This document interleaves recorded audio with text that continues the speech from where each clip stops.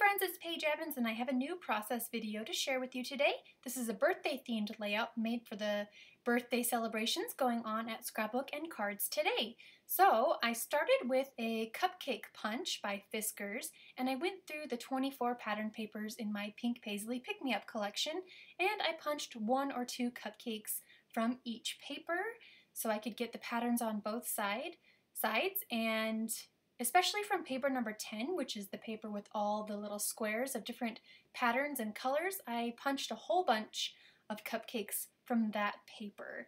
The next thing I did was choose a background cardstock. I chose this light blue, and then I made a mark every 1.5 inch around all the sides because I wanted to machine stitch my own background. So once I drew all of the marks at 1.5 inch intervals, I connected the lines horizontally and vertically all across to create the grid.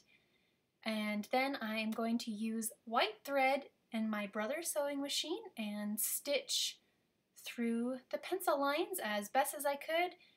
I mean, I always try and make it straight, but it's okay if it's not straight because I knew I was going to go over with a whole bunch of different kinds of stitching. So once I machine stitched through with the white thread, I grabbed my eraser and erased the leftover pencil marks. This is just an American Crafts eraser that I got many years ago. I think any eraser will be great too. So then I pulled out my thread stash and I went crazy using machine stitching all kinds of different stitches to create a super textured background. And then the final step was stitching through all of the lines once more with dark blue thread. So then I trimmed the threads a little bit and I did a poll on my Instagram to see if I should leave the thread ends long and keep them whimsical or trim them up. And at first I thought I was going to leave them long because I like having those threads all over the place, but then the more I looked at it, I realized it was quite messy, and so I do end up trimming the threads. But right now I'm placing the punched cupcakes, so I started with the bottom pieces, and then I'm going to add the top half, the cupcake tops all across, and I tried to mix up the patterns and the colors so it's an overall rainbow effect. And I knew I was going to cover up some of them, that's okay, I just filled in all of the spots at first, and then the next step was adhering them in place. So I used dimensional adhesive, these little tiny foam squares, and placed one on the backs of every cupcake. But then I decided to trim up the threads. So I removed all the cupcakes and just put them upside down next to me and removed all the threads. And I like how this looks much better. It's a lot cleaner. So then I kept going, adhering the cupcakes in place, and it went a lot faster doing this assembly style, so having them all flipped over and then adding adhesive row by row, and then quickly placing them back in their spots. So there's the last cupcake in place, and now I've printed photos to 1.5 inches square. These are of my son Fox on his 7th birthday, so that's why it's a birthday themed layout.